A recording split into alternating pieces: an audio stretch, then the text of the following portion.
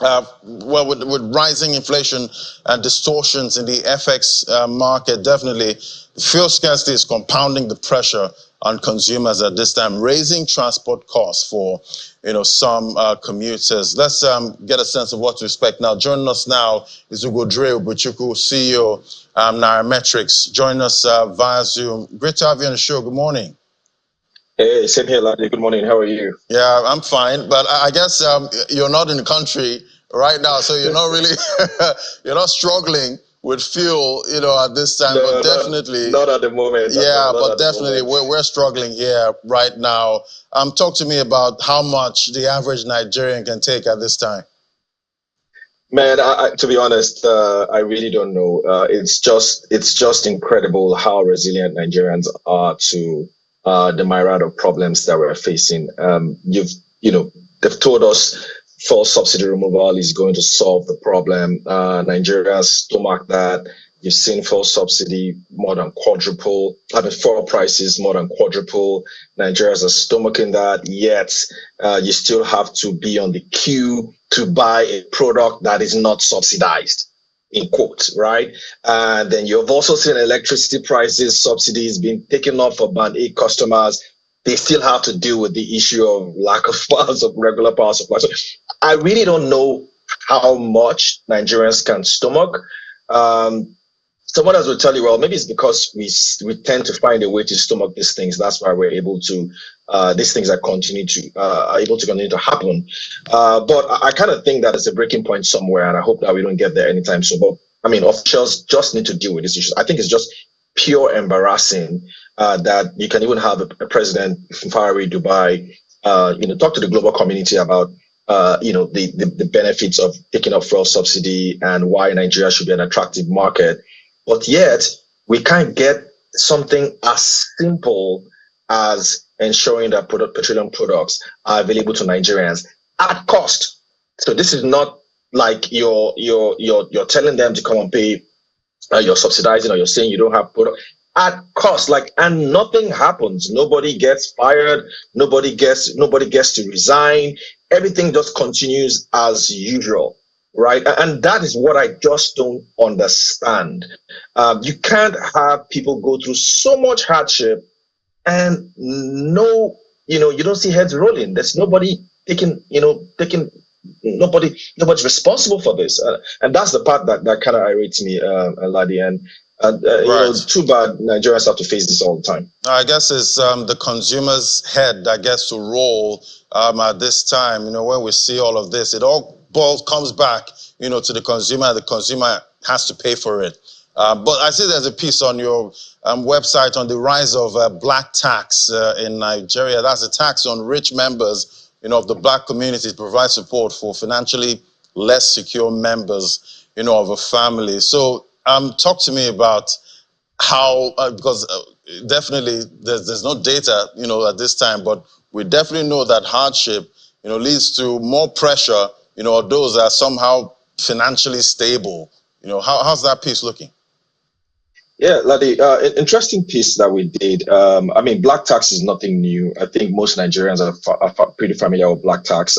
Black tax basically is, poor people or, dependents relying on family to survive, either family that you have abroad or family that you have in urban areas, and waiting for handouts for them just so that you can continue to live and survive. And so it's not just synonymous with Nigeria, it's something that you have globally.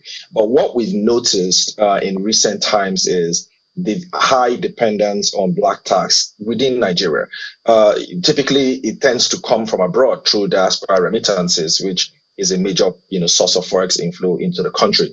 But we've seen black tax now pervasive within Nigeria itself. Ladi, I'm sure I can imagine how many people reach out to you for one or two handouts. Bros, find me something now. You know what I mean? So whether it's the people who are your friends or whether it's the people who are just itinerant workers who are surround you, you see a lot of that. And what was incredible in our research and our findings is that we're now even seeing a rise of black tax amongst people that are employed.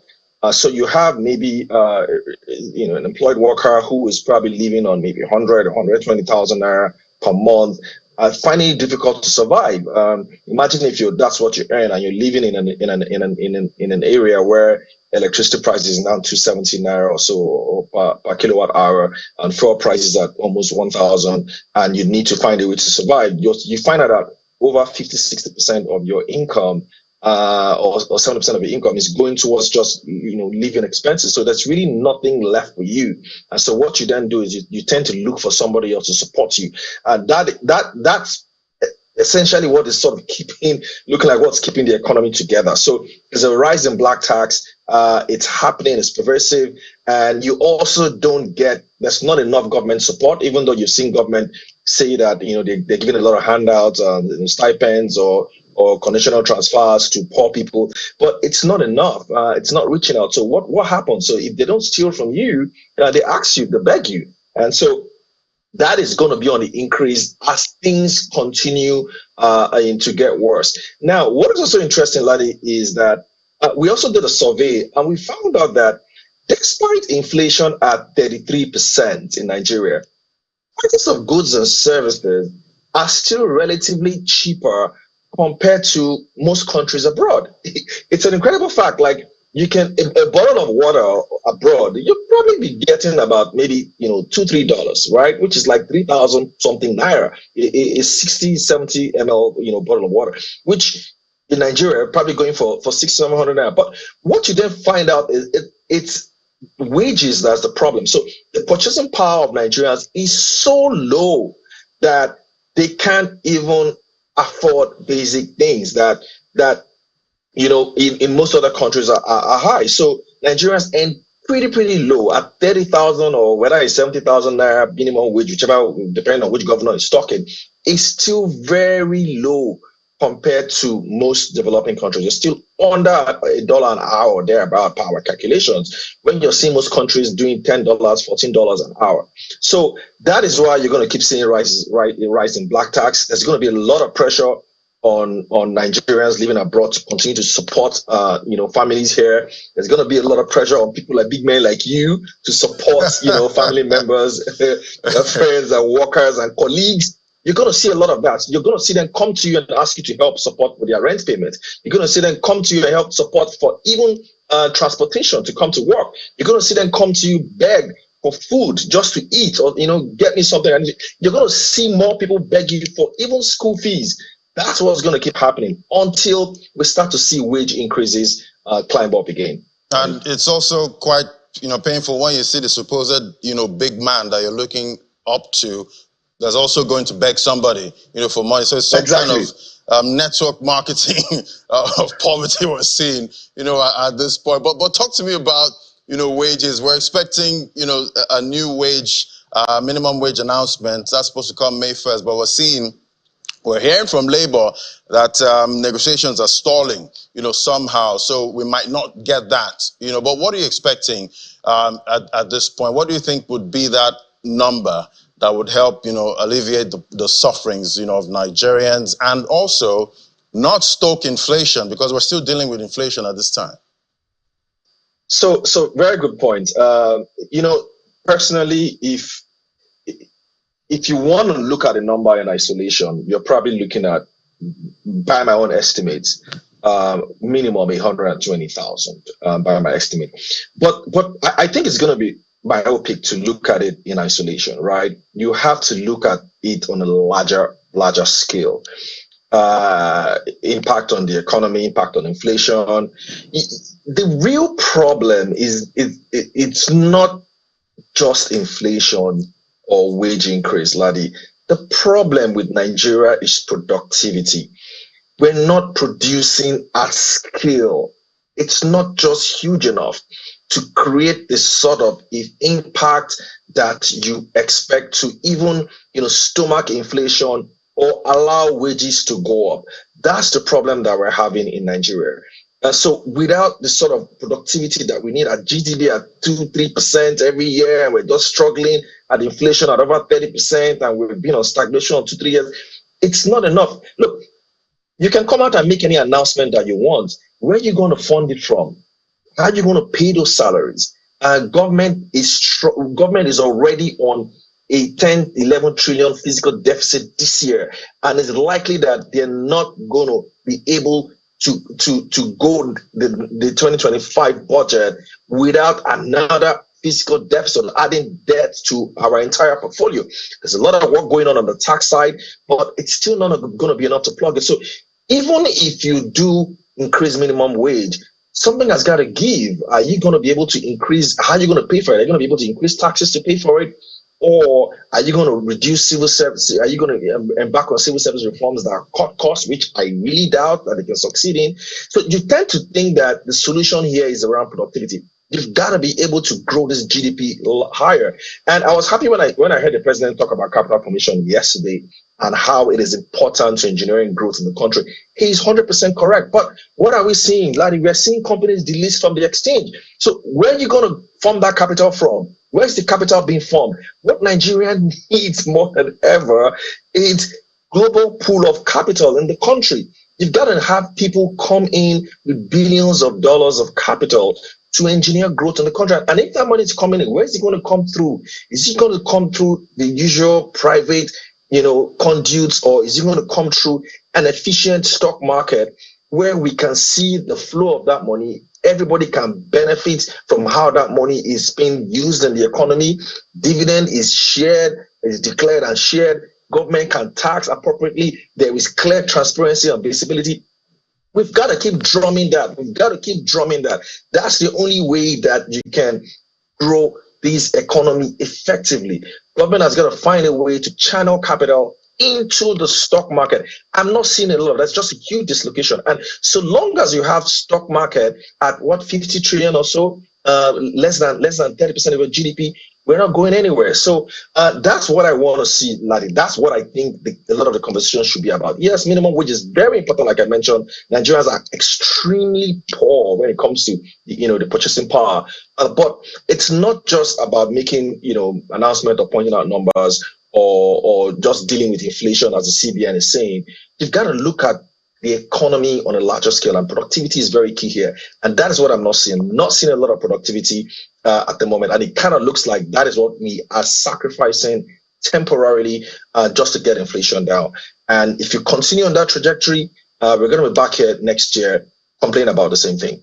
Yeah, definitely. Like other years, we've seen at this time. But, talking about productivity, we've seen the CBN come out and say they're prioritizing tackling inflation, taming, inflation over high unemployment. And you did talk about, productivity there. And we need employment, to get productivity. And we need more people in that labor market. But, talk to me about this. Now, it looks like the CBN's hands are tied, at this point when it comes to, trying to tame inflation. We're seeing fuel scarcity at this time, which is going to play into higher transport costs, more inflation, going forward. So help us understand, this balance of, inflation and unemployment.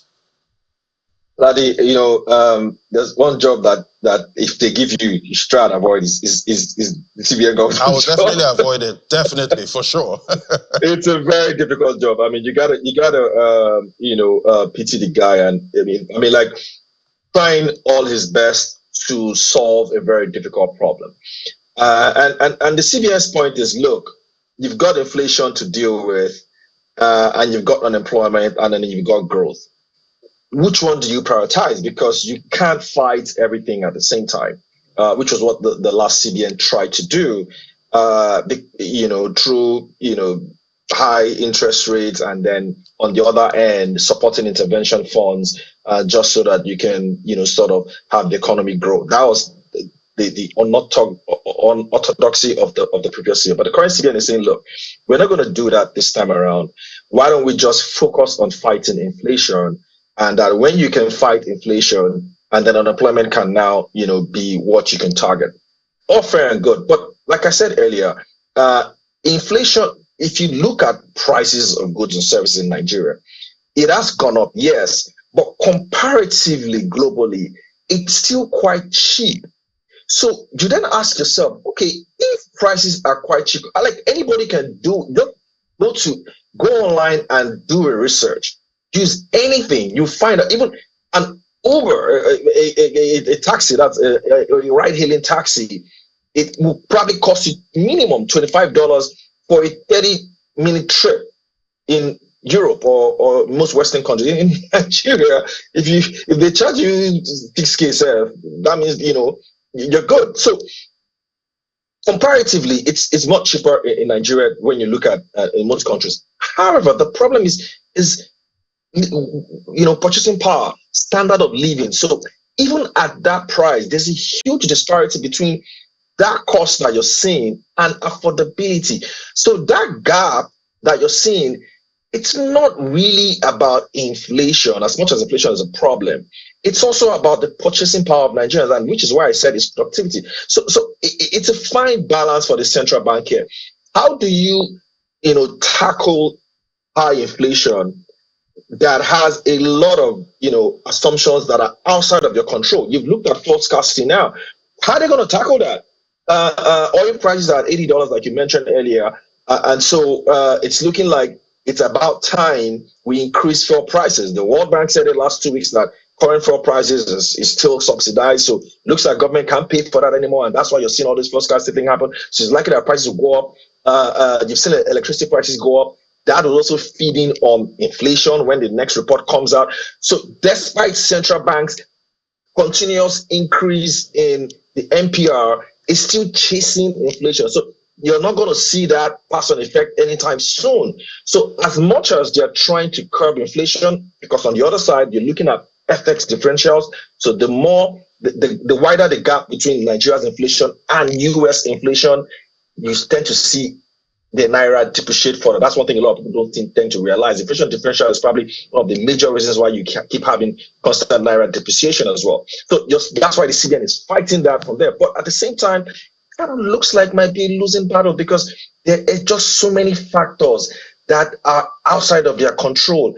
And mind you, Laddie, you're not seeing this is not the end of price increases. Right? You've just seen a cable TV, I don't want to mention their name, increase their prices recently. You're seeing telcos also say they want to increase their prices because they haven't increased prices. So you're still going to see a lot of companies increase prices in the next weeks and months to come, which is why I always say spend now, save later. Because, the point is, companies are going to keep increasing price. So regardless of what the central bank does, it's like a spiral. So you're not really addressing the solution, which is productivity. How do we ensure that we produce things in mass such that it can have that overall effect on prices and see prices come down? So that's the fine balance. That's why I said, to be honest, I'm not saying this because I'm one pro or whatever. I don't know how the central bank does this or how they're going to do it, but they have a very, very difficult battle on their hand. And at the same time, you also need the fiscal side to step up. They need to really step up here. It's good that the president is going out and saying all the nice things, but like people say, we don't want audio. We want action. We want to see that all these countries that we're going to have said, you know what, we're going to bring in $50 billion into this country in the next 2-3 years. Oh my God, you can't imagine what that would do to this economy. But so long as you don't see that happen, you don't see real investments happen, FDIs, Laddie, not possible now. Look at the last 10 years. We've only done $10 billion or so in FDIs in the last 10 years. In FDIs for a country that wants to grow. It's not possible. You can't. We're aiming to be a $1 trillion Nigerian economy. World Bank says we need $100 billion to plug infrastructure deficits in this country. And we've only done $10 billion in the last 10 years in FDIs. In fact, half of that came in maybe the first 3 years of the last 10. So it just gives an idea of the sort of challenges we have to do. Yeah, it's quite a tough one, definitely, because I don't even remember what stable prices actually feel like anymore. I've forgotten. I'm just used to high prices, and definitely it's a problem when people expect higher prices going forward. But it's always great having your perspective, Ugodre Obichukwu, CEO Nairametrics. Thank you so much. Thank you for having me.